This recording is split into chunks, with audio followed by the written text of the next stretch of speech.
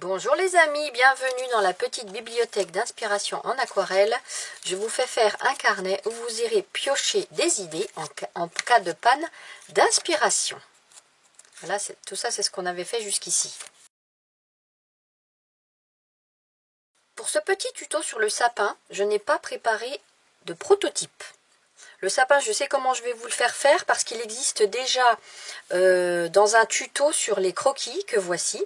Donc on va faire exactement la même forme. Après pour le fond, alors vous savez bien sûr déjà ce que ça va donner, vous aurez vu la démo. Mais moi je ne sais pas encore. Donc vous avez une longueur d'avance sur moi. Donc pour le sapin, on va tout simplement tracer un axe central sur la feuille. Il n'y a pas de format prérequis. Tracez un triangle où vous souhaitez que votre sapin soit contenu. À vous. Vous lui faites un tronc de la forme que vous souhaitez. À vous. Et puis, il y aura un tas de neige, là et là. On peut même faire une autre courbe de neige derrière si on le souhaite. À vous. Ensuite, l'objectif, c'est ici de lui faire des jupettes à ce sapin. Donc, on va déjà former schématiquement la première jupette, la deuxième, la troisième et la quatrième est déjà là. À vous. Et ensuite, on va donner de la souplesse à tout ça. Et puis des petits crans en dessous. Une fois. Deux fois.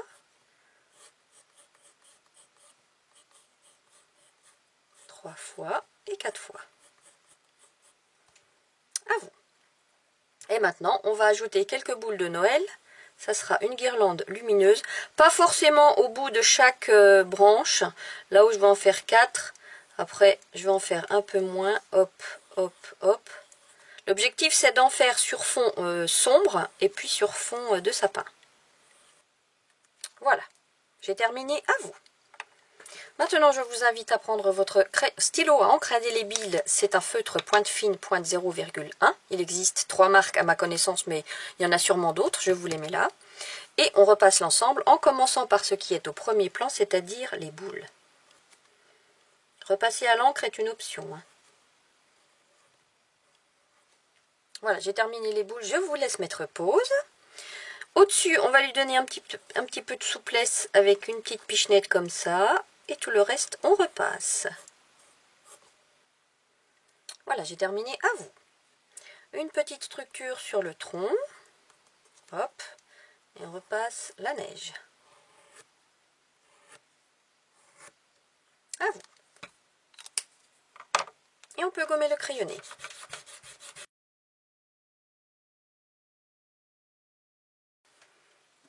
Maintenant, nous allons masquer à la drawing gum les contours du sapin, ainsi que le tronc et l'horizon. Pour ceci, je prends un vieux pinceau que je protège au préalable avec du savon. Si jamais c'est votre premier atelier avec moi, j'explique tout sur le matériel sur mon site, dans la rubrique Découvrir et s'entraîner de l'onglet Premier pas. Donc toujours bien nettoyer votre pinceau, protéger votre pinceau au préalable avec du savon et après aussi vous le renettoyez avec du savon. Et j'applique, alors pas sur tout le sapin, au centre c'est pas la peine.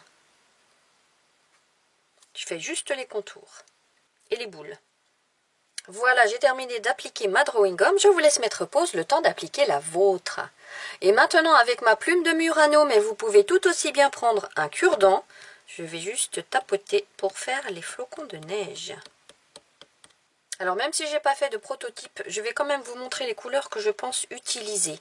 Un jaune clair, c'est le jaune de cadmium citron numéro 203 de chez White Nights. Le vert olive clair 727 de chez White Nights. Le vert foncé 710 de chez White Nights. Je vous montrerai tout ça sur le nuancier après. Le bleu du ciel 512 White Nights, c'est un bleu clair assez pâle. Pour donner du mouvement dans la neige, je vais utiliser un chouïa de violet rouge 609 White Nights et de gris, gris clair et gris foncé. C'est le gris de titane de chez Daniel Smith et l'indigo de chez Daniel Smith. Le vert olive clair est ici, le vert foncé est là. Le bleu du ciel est là. Le gris de titane et l'indigo sont là. Et le violet rouge est ici. Je vous laisse mettre pause pour préparer vos couleurs. J'ai attendu un petit quart d'heure pour être sûr que tout soit bien sec au toucher. Et on va travailler le ciel. Je pense que je vais utiliser le gris clair et le gris foncé, ça c'est sûr. Mais peut-être bien des petites touches de violet rouge pour donner un petit peu de mouvement dans ce ciel. Mon petit pot d'eau est à droite de la caméra. Chaque fois que mon pinceau va sortir, c'est que j'irai chercher de l'eau. Je mouille le ciel avec mon pinceau à la vie.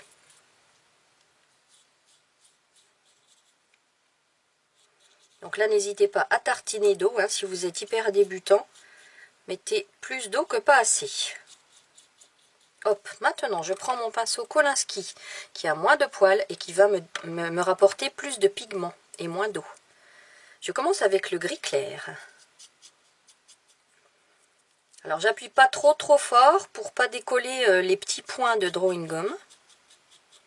En général ils tiennent, hein, mais bon. Et je fais tout le ciel.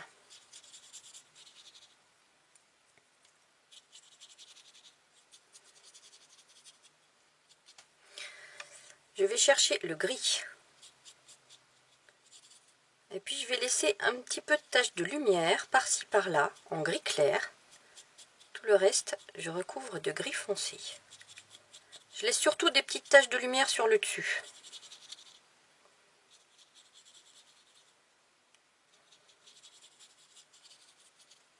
Je rince mon pinceau et là je vais chercher un petit peu de violet rouge pour donner un petit peu de mouvement.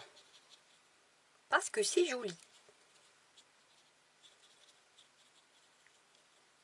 À vous. Alors maintenant ce que je vais faire c'est, vous voyez qu'il y a de la drawing gum sur mes deux petites collines du premier plan. Je vais la repousser cette drawing gum pour pouvoir travailler ma neige.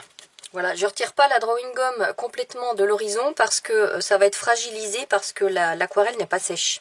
Et c'est là que je vais appliquer l'ombre portée de l'arbre juste dessous sur la neige avec un petit peu de bleu du ciel et un petit peu de violet rouge. Donc je reprends mon pinceau Kolinsky pour mouiller cette fois, pour ne pas déposer trop d'eau. Et après avec mon petit pinceau Léonard numéro 4, je vais chercher le bleu du ciel et juste donner comme ça des petites touches, mais très légères. Hop. Et un petit chouïa de violet rouge. On va peut-être quand même un petit peu plus de bleu. Voilà. À vous. Et maintenant, on attend que l'ensemble soit bien sec. Bon, j'ai attendu 5 minutes, c'est encore pas tout à fait sec, mais c'est trop clair pour moi, ça me convient pas. Donc, ce que je vais faire, c'est que je vais remouiller tout mon ciel et je vais rajouter un petit peu de gris foncé. Après, vous voyez comment c'est chez vous, hein, si ça vous convient ou pas.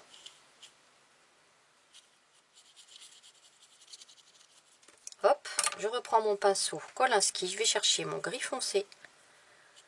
Voilà, comme ça les flocons de neige y ressortiront mieux.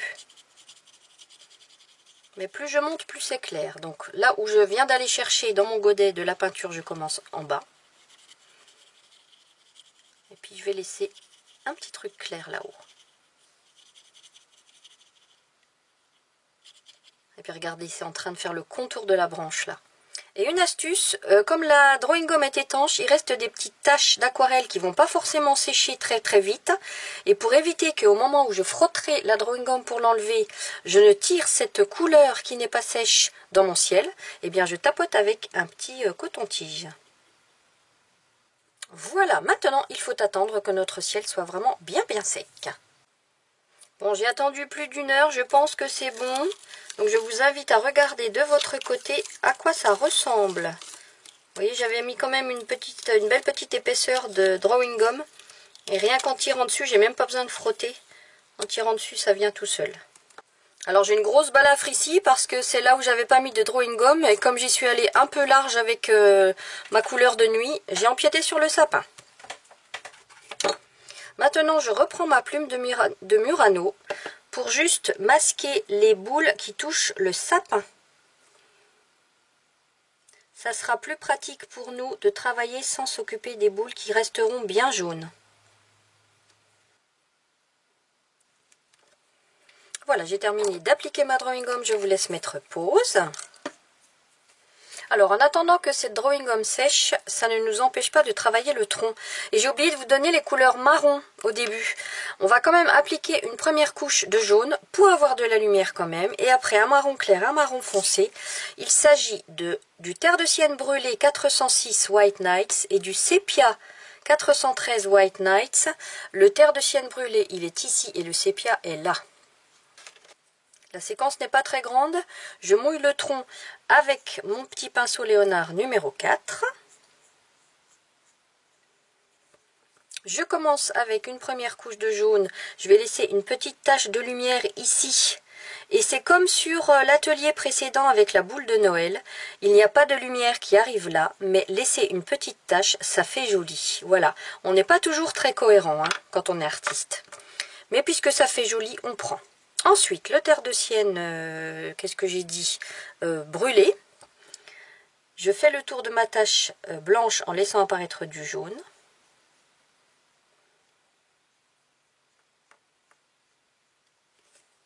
Je vais en rechercher un petit peu pour avoir quand même une belle intensité. Là. Je remouille un petit coup la pointe de mon pinceau, je vais chercher mon sépia et je vais travailler l'ombre portée du feuillage du sapin sur le tronc. Juste à ce niveau-là. Et puis on va faire comme s'il y avait une petite lumière qui venait de la droite et travailler une ombre propre un petit peu ici à gauche. Et vous savez ce qui serait sympa à faire aussi, comme on a mis un petit peu de violet rouge dans le ciel et dans le sol, sur le sol, je vais en reprendre un petit peu. On va rajouter des petites touches, comme ça pour le fun. Il se devine, vous voyez, il n'est pas très présent, il se devine juste. Et après on peut encore rajouter un petit peu plus de sépia pour retravailler encore plus cette ombre portée du feuillage.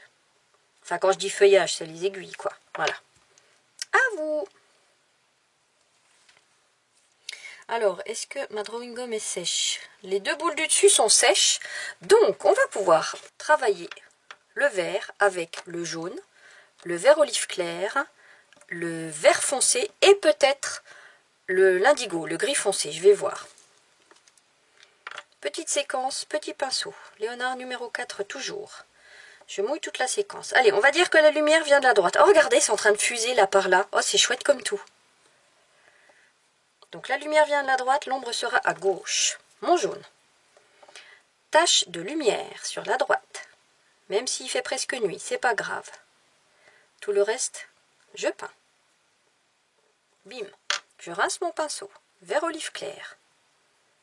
Je fais le tour de ma tache blanche en laissant apparaître du jaune. Toujours la même technique.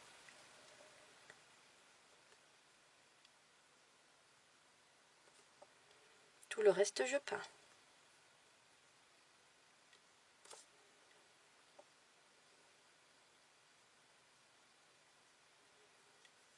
Hop, je rince mon pinceau. Vert foncé. Et là, je vais me cantonner à la gauche, puisque la lumière vient de la droite. Je vais travailler la gauche. Hop. Et un petit coup la gauche de chaque séquence ici, de chaque petite pointe. Là. Et je vais aller un chouïa plus loin dans les ombres avec un petit peu de gris. Là. Parce que moi j'aime bien aller loin dans les contrastes. Si vous voulez rester plus pastel, vous ne mettez pas de gris. Et puis un petit chouïa de gris ici, là, à gauche ici et à gauche là. Voilà. À vous. Je vais travailler cette séquence-là.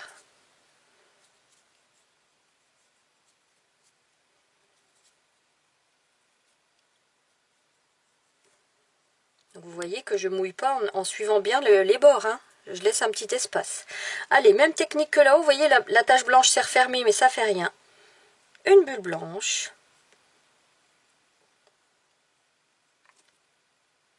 Si vous dépassez en bas et en haut, ce n'est pas grave. On n'est pas là pour faire de la perfection. Surtout qu'en bas et en haut, ça sera les mêmes couleurs. Donc,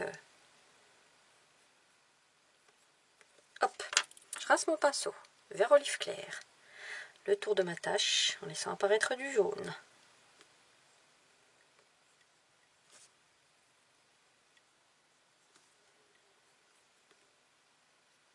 Tout le reste, je remplis.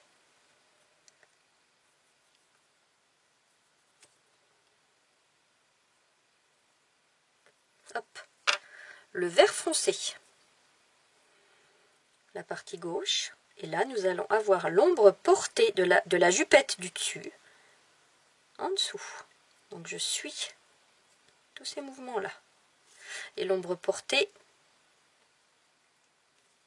des petites boules de lumière. Ensuite, on va avoir l'ombre propre sur la gauche ici, jusque là. Ombre propre ici, sur la gauche. Là. Je renforce avec un petit peu de gris. L'ombre portée de la jupette.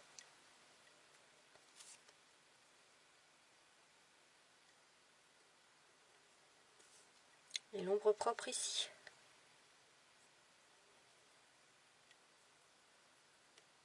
Je renforce un petit peu ici aussi l'ombre propre. Et puis des petits mouvements, des petites touches de vert plus foncé comme ça. Voilà. À vous. Allez, maintenant je vais travailler cette séquence-là. Bon, mon vert du bas va migrer vers le haut. Ah, au-dessus, c'est pas tout à fait sec non plus. Ça migre pas trop, ça va. Même technique. Hop, une tache blanche.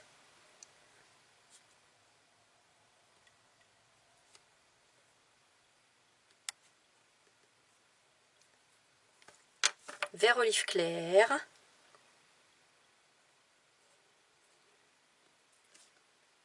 Avec le vert olive clair, je fais le tour de ma tache blanche et je laisse apparaître du jaune. Tout le reste, je peins.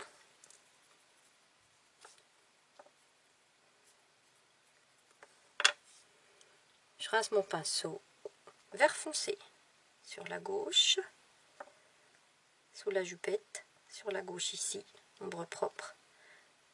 Et là, des ombres propres aussi. Je fais pareil avec le gris. Et je renforce l'ombre propre à gauche.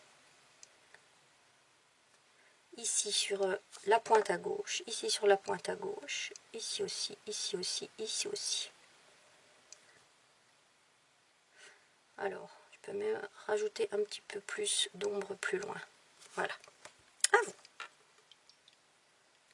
Pour la séquence du bas, je vais prendre mon pinceau Kolinsky pour que l'eau tienne assez quand même. Parce que ça va être un petit peu plus long, il y a plus de pointes. Là. Allez, c'est parti. Le jaune. Tache blanche sur la droite. Tout le reste, je remplis.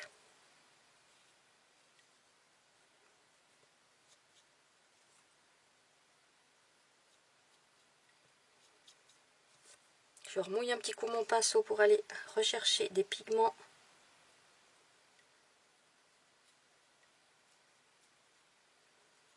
Bim. Je remouille mon pinceau, je vais chercher du vert olive. Alors, je recommence le principe ici. Je fais le tour de ma tache blanche en laissant apparaître du jaune. Même si la tache blanche s'est déjà refermée. Hop. Tout le reste, je remplis de vert olive.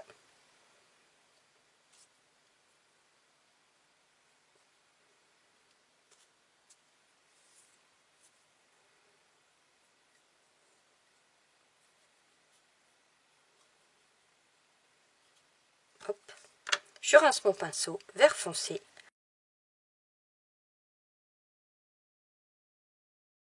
L'ombre portée de la jupette du dessus sur celle du dessous. Je rappelle, ombre propre, ombre portée, vous avez toutes les informations nécessaires sur mon site, je vous mets le lien. Ombre propre de cette jupette.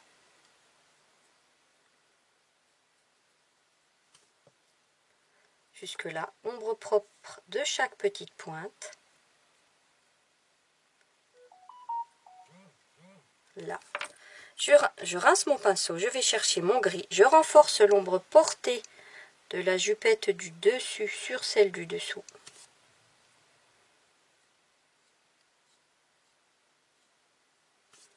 Et un chouïa l'ombre propre à gauche ici. Est-ce qu'on renforce un petit peu chaque petite pointe? Oh, c'est même pas la peine, non. Voilà. À vous. Et maintenant, on attend que ça sèche. Encore une pause. Bon, j'ai attendu une grosse demi-heure. Je pense que c'est bon. Je fais un petit test néanmoins avec le dos de ma plume de Murano pour retirer la drawing gum. Vous pouvez regarder si c'est bon de votre côté aussi. Voilà, j'ai terminé de retirer ma drawing gum. Je vous laisse mettre pause.